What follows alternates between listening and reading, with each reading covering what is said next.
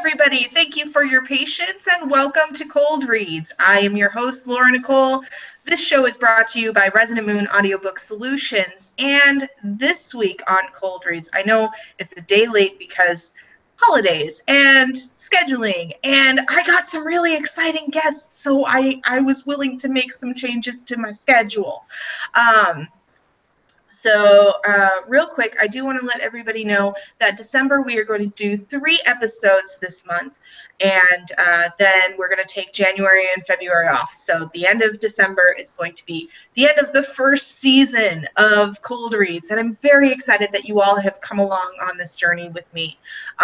We're up to 20 subscribers, and I know that doesn't sound like a lot to people who have done a lot of YouTubing, but as someone who basically has a web camera and reads stories with my friends, that is the coolest thing in the world, and I'm so happy you all are with me and watching. So this week on Cold Reads, I have 2 brand new guests who have never been on the show before, so I want to give a warm welcome to my first guest, Brock Deskins. Did I say that right? You did. So Brock, so first of all, what I do usually is I introduce myself, and I forgot to do this part.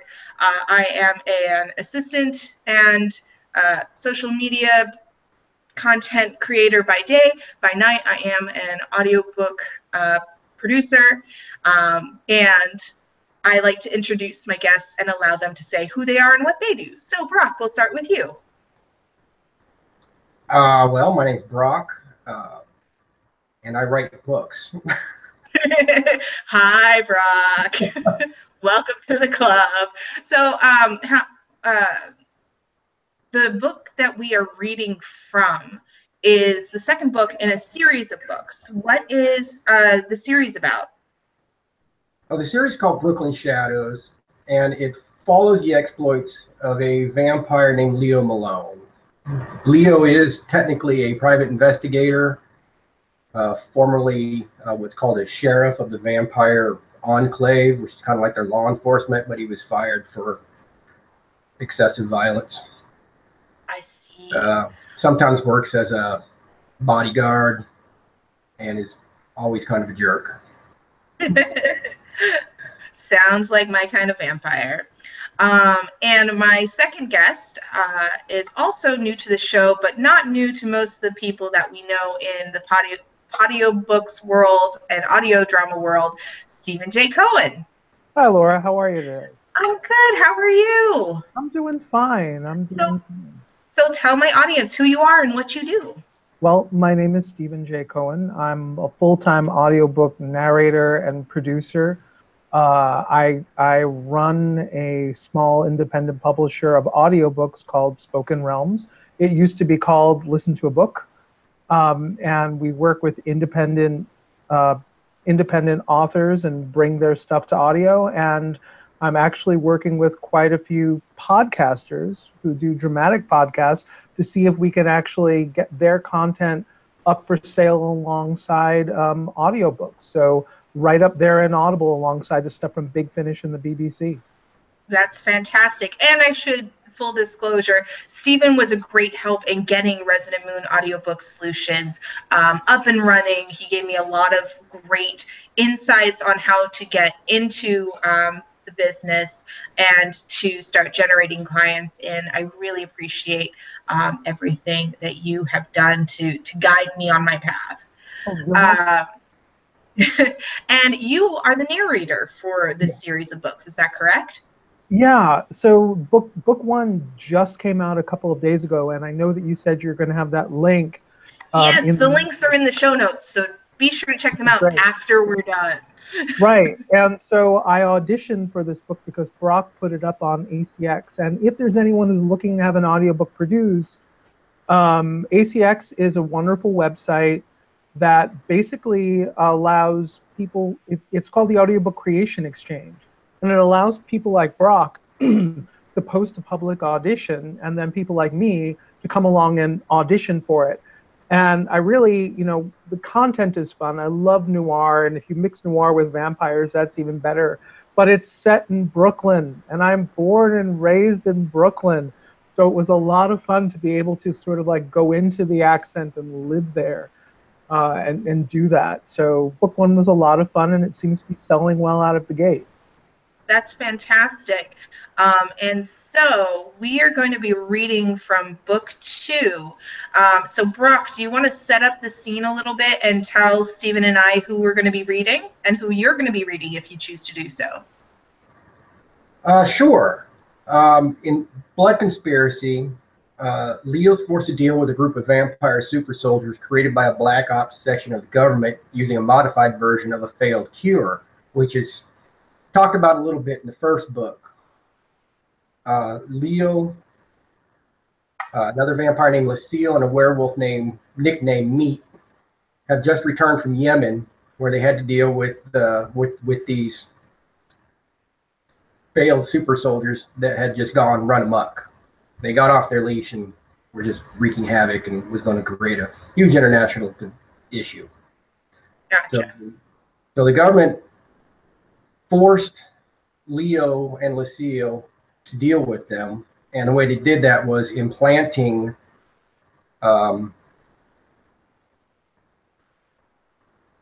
it was a cure, which is a failed cure. It actually ended up being a very virulent poison to their kind. And they implanted these things into their skulls and with remote detonators to not only track them, but set them off if they failed to behave themselves. And so Gotcha. they just got back from Yemen. They had to ditch their airplane into the sea as part of Leo's brilliant plan to actually escape the government clutches. And he called his lawyer, Will Stepanek, and his resident cyber genius, Marvin, to get them out of the water and deal with this poison bomb that's inside their bodies. And Gotcha. They just got off Will's boat and going to go about their business. Okay. So, who are we reading? Well, I'm ready to do. Just tell me. Yeah, Okay. I'm ready to try as much of this as possible. So what's fun for me is I'm familiar with the characters simply because I did book one. Mm-hmm. But this is a totally new situation for me, and this is the first time I'm looking at this. So yeah, it's a cold read. Welcome to Cold Reads. Right. Okay. So I'm trying to get my Leo back together since he's the narrator. But yeah, I'm ready to do as much or as little of this as you want. Okay. Well, we had spoken before the show about me reading Lucille, who has a French accent, and I will try my darndest because I'm better at German than French. Yep. Is there anybody else that you would like me to jump in and read, or you would like Brock to jump in and read? But what do you think, Brock? I mean, whatever works is good for me. Yeah, I'll be honest. I really wasn't prepared to read anything. So Okay. If you want to sit and listen and then just reflect on it afterwards, I think that would be fun. That's fine. Did you want me to do anything else? I don't know. So let's see. We have Leo is in yellow. If you want to do Will, Leo's lawyer, okay, that'll help. And so for the people who are looking at the YouTube video, I don't know if you can see the script. They will be able to see the script once we get started because I share it. Great. Okay. So yeah, actually, let me go ahead and do that now. Yeah, because this is interesting for me because I haven't done this much of a cold read. So. Okay, and present everybody. There we go. Well, I can do Will. There's a few lines for Will. Nope, that's not the thing. I'll do Will. Great. Make me feel like I'm contributed. Okay. So tell me when and I'll start going, and I think I can find my way back into Leo pretty damn quick. Alrighty. So whenever you're ready, go ahead and start. Will guns the engine, and the twin inboard motors send us skimming across the water toward Manhattan Beach. Marvin continues to work on cracking the encryption despite the bumpy ride. Most of the work is done by his laptop running an algorithm, so the rough ride doesn't hinder him too much. It takes us half an hour to reach Marine Basin Marina, where Will parks his boat. Leo, what kind of trouble you in now? Just the worst kind. Sounds expensive. My favorite kind. Sorry, this ain't the lawyer kind of trouble. That's a shame. I was really hoping to get a plane this year. Oh well, there's still time. You're all heart, You need a ride somewhere? Lucille says. No, I have a car not far from here. We can take a cab. All right. I need to go secure my alibi if anybody asks about my late night boat ride. Thanks a lot, Will. Meat, are you coming with us? I ask. Meat shakes his head. No, I best gather the pack and inform them what's happening. We may not have a dog in this fight just yet, but like you said, it's only a matter of time. Expect us to call on you after we convene a council. Marvin, you're with us. Let's go. Will gives me a burner phone, and I use it to call a cab. The nightlife around here is active, and the cab shows up within minutes. The driver, a man with a thick mustache and beard, likely hailing not far from where we just came from, glances in a rearview mirror as we climb in the back seat.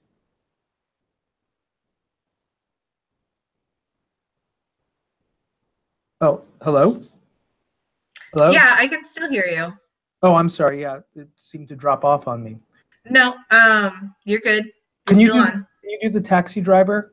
Oh, sure. Thank you. What is that stuff you have in there? Read the sign. No guns, no bombs in the cab. He says, jerking a thumb towards a sign taped to a plexiglass divider next to his ID with his picture and name, Yusuf. It's not a bomb. No guns. I saw a pistol sticking out of your pocket. Come on, buddy. It's a short ride. Would $100 loosen your grip on the gun policy? Okay. But only because you have beautiful women with you. Just keep your hands where I can see them. Fine. Avenue Plaza Hotel, you sweet man. Lucille says to the cabbie. Yusuf grins into the mirror and hits the gas. The hotel is only a few blocks away, and we pull up in front in just a few minutes. I fish out a 20 and pass it to the driver as we get out. Hey, what about the 100? Yusuf asks. I only asked if it would change your mind and never said I would give it to you. You son of a bitch. Yeah, welcome to New York, dickhead. Lucille admonishes me as the cab peels away. Leonard, you did not have to be so rude to the man. Are you seriously going to give me lessons on polite behavior? Was it polite when you broke my bones and gouged out my eyes? That was different. It was necessary. Marvin leans in. Wait, what about breaking bones and eye gouging? Nothing. The Avenue Plaza is a nice place, and Lucille maintains a suite near the top floor. Our ragged Bedouin appearance draws some looks, but no one bothers us as we take the elevator to Lucille's suite. The room with 2 bedrooms and a full kitchen is nicer and bigger than any apartment I've rented. I desperately need a shower and a change of clothes, She says and disappears into the master bedroom. Yeah, I was going to mention the smell of dog balls, but I thought it would be rude. Marvin sets his gear on the living room table. So, tell me about Lucille. Are you two, if you mean mortal enemies? Yeah. How you hate something like that? How you hate something that fine? Marvin, I'll warn you one time. Leave her alone, or she will eat you alive. That'd be a damn fine way to go. Shouldn't you be working on deactivating the bomb in my head? Oh, right. Marvin sits on the couch and starts plugging away at his computer. Feeling particularly grimy, I locate the guest bath and follow Lucille's example. The hot water feels great. And even though I don't sweat, washing away several layers of dirt, sand, and blood is Invigorating. I only wish I had a change of clothes. I return to the living room wearing a hotel bathrobe. Marvin is still plucking away at the keyboard, and Lucille seems determined to use all the hot water in the entire hotel. Marvin looks up at me when I enter. I think I got something. Can you turn it off? No. But I can change the frequency. It's not quite as good as deactivating it. And they could technically set it off if they did some frequency hopping, but it's better than nothing. Let's just hope they don't discover we're not at the bottom of the ocean anytime soon and take extreme measures. Lucille steps out of the bathroom, scrubbing her hair with a towel as Marvin enters a few keystrokes into his laptop. Has he made any progress? He's changing the lock so their keys don't work anymore. Hopefully that will keep them out, but it's not a sure thing. Wonderful work, Marvin. Marvin beams. Ain't nothing but a thing, baby doll. You are adorable. I could just eat you up. Maybe we should retire to the boudoir for some breakfast in bed. Marvin, I warn. Marvin gets up, takes my elbow, and steers me to the side. You have insulted me. Sorry. You have insulted me, assaulted me. Wrong way. That's Marvin. Marvin gets up, takes my elbow, and steers me to the side. You have insulted me, assaulted me, and broken my phone. Do not cock block me too. I'm trying to save your miserable life. She is a real Black Widow or praying mantis. Take your pick. When I say she is dangerous, I mean it. Marvin grins at me. Leo, you really care about me? I occasionally find you useful. Say you care about me and I'll back off. My lip begins to twitch and my jaw is so tight I'm about to shatter my teeth. I care about your usefulness and don't want you to die. Close enough. Now say you love me. Say it. I shove Marvin hard enough to topple him over the couch. I'm sorry, that was really funny. Grab your shit and let's go. Where are we going? Lucille asks. I need to go home and change. I think better in my own place. Marvin glares at me as he picks himself up from the other side of the sofa. This place is nice. Yours is a shithole, and it doesn't have a minibar. It also doesn't have enough guns and explosives to lay siege to Texas, so let's go. Fine, but I'm clearing out the mini fridge. I know you don't have shit to eat at your place. It's a short walk to the parking structure where Lucille keeps her car. The hotel owns the garage and security attendants on every level keep the place immaculate and safe. I feel as if I'm walking through a giant luxury car showroom instead of a parking garage. It's the lack of urine smell more than the pristine paint covering every surface that makes it truly classy. Lucille puts out what looks like a small wireless mouse from her pocket and presses a button. A sleek black sedan chirps and blinks its lights in response. I snatch the key fob from her hand, shove her in the back, and secure the driver's seat. I'm driving. She glares at me. Why should you drive? It's my car. I know where I'm going. Besides, I don't own a car and want to drive. Marvin climbs into the back seat with his gear. Lucille decides not to argue and takes the passenger seat. I look at the controls and the computer screens and feel like I'm back in the cockpit of a plane. What's the fuck? What the fuck is this thing? It's a Tesla. I feel like I'm on the bridge of the fucking Enterprise. Do you want me to drive? No, I can figure it out. I cast my eyes around the various buttons and on-screen controls and speak with my best Patrick Stewart voice. Car, engage. Lucille sighs, leans over, and taps the large computer screen on my right. Now just drive like a normal car. I grunt, slip the shifter into reverse, and press the gas. The tires give a little bark, and the car rockets backward. I crank the wheel, and we spin parallel to the parking space. Peppy little thing, isn't it?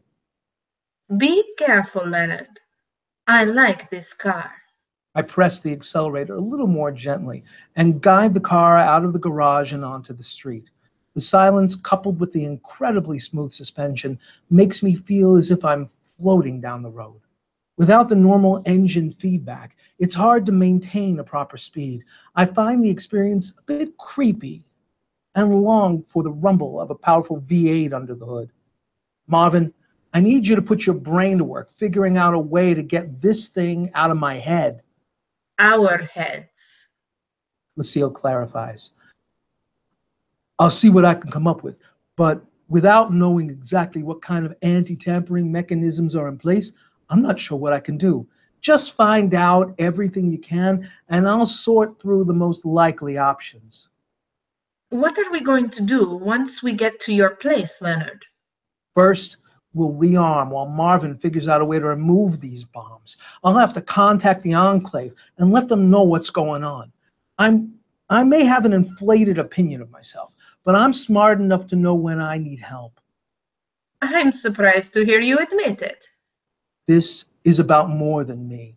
This is a threat to all. Motherfucker! I brake to a stop and watch the figure in a hoodie walk across a section of Prospect Park. How do you turn the headlights off? Lucille taps the control screen and the car goes dark. I turn the wheel, mash the accelerator, and speed through the grass. I spot the glow of a phone or music player and understand why he doesn't notice me until I'm right on his ass. Francis looks over his shoulder and jumps straight into the car, but he's a fraction of a second too late. He gains just enough height to make the impact truly spectacular. The bumper catches his ankle at almost 80 miles an hour, bumps his head off the top of the windshield where it meets the roof, and catapults him at least 20 feet in the air. I slam on the brakes, spin the car sideways, and leap out of the door before it comes to a stop. I'm sprinting towards him, almost before he hits the ground. Francis staggers to his feet just in time to give me a clean shot at his neck. My blade seeks home at a dead run and launches his decapitated head back into the air. Got him, bitch! Marvin and Lucille jump out of the car and run toward me. Leonard, look at what you did to my car. Marvin looks at Lucille incredulously. Bitch, fuck your car. Look what he did to that nigga's head. Oh man, you know every brother in a 5-block radius just became a murder suspect. He leans down and looks at the decapitated corpse. Oh shit, he's white too? You know the cops are going to look for his killer. If he was black, they put the third-string bench warmer cops on it. Probably rule it a suicide. Shut up and help me put him in the trunk. I ain't touching a dead headless honky. You are not putting him in my trunk. Lucille insists. You want him in the back seat instead? Hell no. This ain't Sleepy Hollow and I ain't Ichabod Crane. No way I'm riding with him. Nope, I'll walk first. Thank you very much. Marvin does what he's best at, which is exasperating the living shit out of me. Fine, I'll call the service. You got a fucking service for picking up dead bodies? How often do you do this? How often do you need this kind of a service? Damn, I have never wanted to be white in my life more than right now. That's got to be some exclusive shit right there. You pay by the pickup or yearly like AAA. Shut up, Marvin. Oh, I see. A black man can be president, but he can't get this level of roadside assistance. I see how you are. Get back in the goddamn car. Oh, yes, sir. Eyes get back in the car, sir. Back seat, right? Yup, way in the back. Marvin bends down, stuffs the phone into his pocket, and gets back into the car. The closed door does a good job of muffling Marvin's continual complaining. I drag the body under a bush, find the head, kick it next to the body, and order a body pickup. Since I'm technically doing a job for Vincent, the guy on the phone doesn't give me too much shit. I pull on the car's door handle, but it doesn't open. Marvin, unlock the door. No, you're a psychopath. You haven't seen me go psycho, but you will if you don't open this door. What the fuck was all that about? It was business. How do I know you won't do me next to get rid of witnesses? I rap on the panoramic roof. If I was going to kill you, do you think the best place to hide is in the back seat of a car that is mostly glass? I wasn't thinking clearly. I'm obviously under a great deal of stress right now. Besides, I don't know how to drive, and I've seen how fast you run. No white man should be able to run that fast. It ain't natural. How do you know? How do you not know how to drive? I was born and raised in Manhattan. No one drives in Manhattan. If you don't open this door right now, I will punch through the window, drag you out the hole, and stuff your body next to Francis's. One body or two, it cost me the same. Marvin lifts his laptop and his finger hovers over the keyboard. Bitch, I got the button. You so much as flinch, I'll turn your brain to pudding. I reach for my pistol and turn to Lucille. You distract him, and I'll put one on his brainstem. Leonard, relax. He's just scared. Try to reason with him. I clench and release my fist several times. Marvin, that man has killed several people. I was hired to deal with him. By whom? By someone who doesn't want people like him causing trouble. You're working for Yuri. How many people do you think he's put down over the years? It's just business. Business you've chosen to get involved in. Well, I don't like this business. Tough shit. You're in it until it's over. You aren't going to kill me. Not unless you keep me standing out here. Fine. But no sudden moves. I got the button. Yeah, you have the button. Now unlock the goddamn doors so we can get out of here. Marvin leans between the seats and points at the car's control screen. We're cool, right? I give him a tight-lipped smile and nod. Yeah, we're cool. And we're going to end there because that's a great stopping place. And let me see if I can unmute Brock because I had to. Sorry, Brock, I had to mute you for a little bit. And now I don't know how to unmute you. Unless he's got himself muted as well. Unless he also muted himself. There we go. There he is. Yeah, there was a little bit of an echo, so I wanted to make sure that it was a great recording session. That was really good, Stephen. Well done. Brock, what are your impressions? Lucille turned Italian. I don't know why, but she did. Oh. Yeah, that'll happen. She's been around a long time. She probably has every accent by now. I would think Lucille could probably pass for just about anything she wanted to. So one thing from the first book is Lucille is the vampire who turned Leo back in the 1940s or 30s. Now I don't remember which. It was 30s. It was right after Prohibition. Like right. It was the day Prohibition was lifted. So it was like 38. Right. Oh, that was 128. Right. Well, 28? No, 38. 29 crash. So 38 sounds right. No. I know it was sometime in the 30s, but I forget where it lines up with the rise of the right in Europe. So I don't remember exactly where it lines up, but it was a great scene. That was actually one of my favorite scenes in the first book. What were your impressions?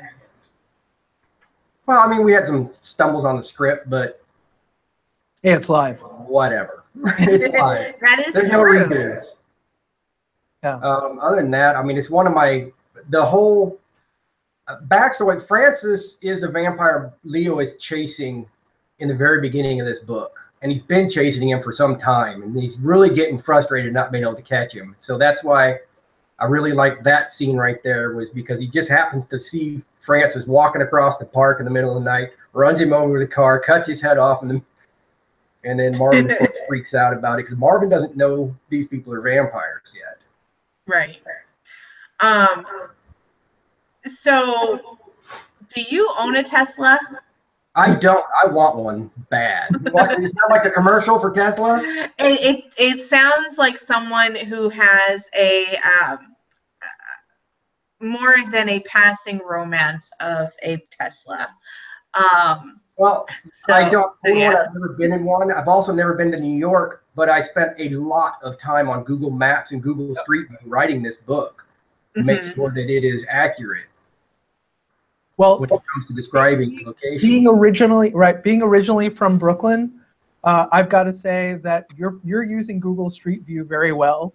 And if I were to ever run into something that didn't quite add up with my memory, I would bring it up with you before it would go out the door. But if you're using Google Maps and Google Street View for all this, you're doing really well. Yeah, I thought it was. I was pretty obsessed with authenticity. This is one of my early books, so. Hey, you know what? There is nothing wrong with wanting to be authentic. So I have a question for Stephen. Sure. When you do the actual recording of the audiobook, do you go and record each character voice separately, or do you do a straight practice read like you're doing now? I do a straight read like we're reading now. What I find really helps when I have a scene with very quick turnarounds like that. You may have seen me doing it. I don't know how much of my arms you could see while I was recording.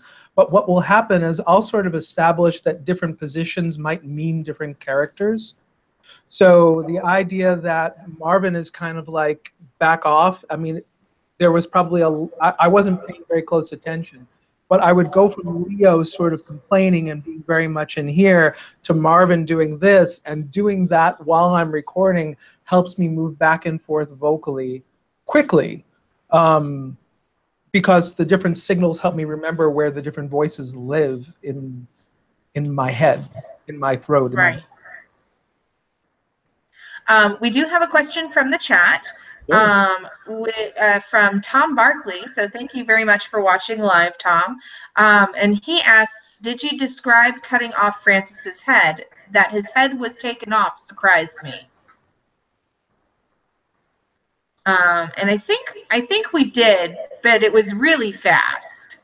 Right. I probably would savor it more in the moment, but so when I prep the book, you totally don't do a cold read when you're recording an audiobook. So I will have read the book beforehand. So in realizing that's where the death is, I will mark off that that's there, and I'll slow down at that point in order to focus on it. But I think because this was a cold read and it kind of went by, I kind of lost that in the excitement of the moment. But those are the kinds of things that I would pick up. The same way that a conductor of an orchestra will put in places for things to go more staccato or legato or whatever, or piano or forte or whatever. I'll mark those kinds of things in the script. And knowing that that death is there means that I would want to punctuate it for the recording. Right. I think the only thing that I would note from the producer side of things is that I noticed that your statements were back to back to back to back with the dialogue between the characters, which is great, except as a listener, it gets a little confusing because the voices are similar. So I would suggest slowing down a little bit, especially with a cold read, slowing down a little bit to make sure that your audience doesn't get a muddled view of what's going on. Yeah, so again, in full prep, the voices actually have a bit more distinction. And they live in very different places. Also, the microphone that we hear is not what I use to record. Here, I can do this because we're sitting outside of it. I just don't have a camera in there, so you wouldn't have been able to see me. Right. But what's sitting in there is a much higher quality microphone that picks up a lot more detail. And so when I'm leaning into the mic and working that, the two voices actually live in pretty different places between those two characters, especially. And I think it's easier to tell them apart. Right. So that's awesome. So before we wrap up, anything else that anybody wants to say about the experience of reading on Cold Reads? I want to open up the floor if y'all have any final thoughts about the read. Brock? No, I learned I should probably wear my headphones in something like this. I should probably put that into the prep notes. So that's a takeaway for me. We did have one more question in the chat, again from Tom Barkley. He's asked, what mic do you use? And I'm guessing that goes to you, Stephen. Probably. So in there, I have an Audio-Technica 4047. It's one of many mics that would be a suitable mic. Really what you're looking for is a large diaphragm condenser microphone with a low noise floor running through an interface properly to your computer with as little noise as possible. So being in a booth like that where you're as isolated as possible from outside sounds, you can use a mic that picks up a lot more detail. But specifically what's sitting in there right now is an Audio-Technica 4047. Fantastic. All right, so we're going to go ahead and wrap up, and I'm going to give you all an opportunity to showcase your links. Tell us where we can find you online. We do have the links to book 1 and book 2 of Brooklyn Shadows in the show notes, so be sure to check them out. So Brock, where can people find you online? Amazon, my website, brockdeskins.com. I have links on there to pretty much everything. And on Facebook, under my name, or Brock's Books, is my actual author page. Fantastic. And again, we do have those links on the show notes. Stephen, where can we find you online, and what projects are you currently working on? Okay, so my website is stephenjcohen.com, all spelled out. It's in the show notes. And you can reach out to me on Twitter. That's also down there. And you can look me up under my full name also on Facebook. Connect with me there. So what am I working on? I've got 2 books that I'm juggling at the moment. I've got another book sort of in this vein, another grim, dark, kind of fun adventure. And this other one, it's more ghosts than vampires and werewolves. And that one is called Lethal Takeout. I'm finishing up the recording on that.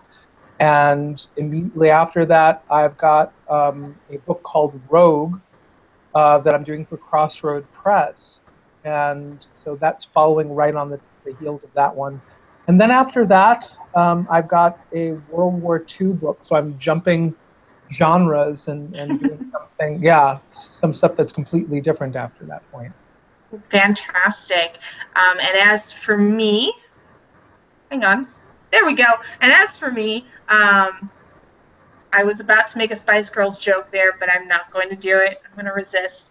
You can find out more about Resonant Moon Audiobook Solutions at resonantmoon.com. You can also follow me on Twitter at lnicoleaudio.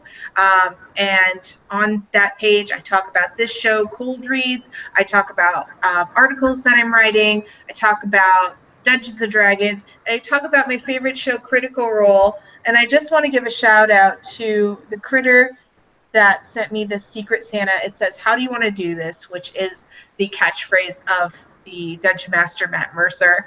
I love it to pieces, and I drink my gin out of it. It makes me happy.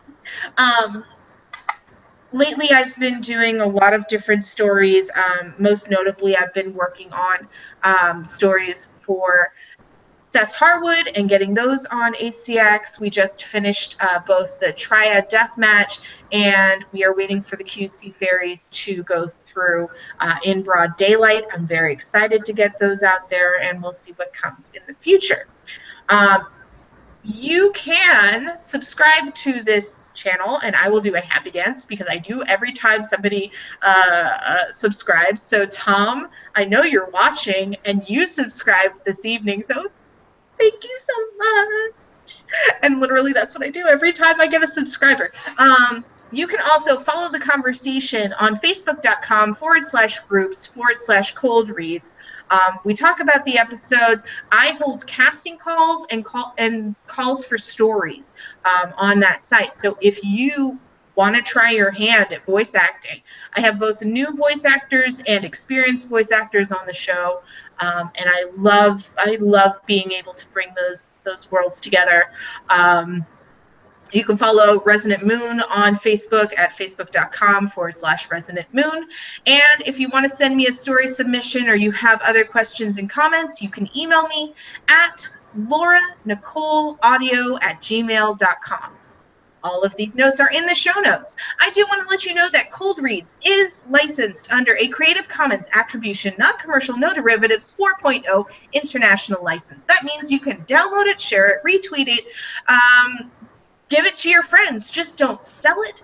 Don't change it, because it's perfect the way it is, just like you. That is it for me. Thank you so much to my amazing guests for being with me today. We are going to try to do another Cold Reads in a week's time, because I'm crazy like that. And I know for a fact that we have a story from AF Grappin, so maybe we can get Gus back on next time. Until then, Brock, Stephen, say goodnight, everybody. Good night. Good night. Everybody. Good night.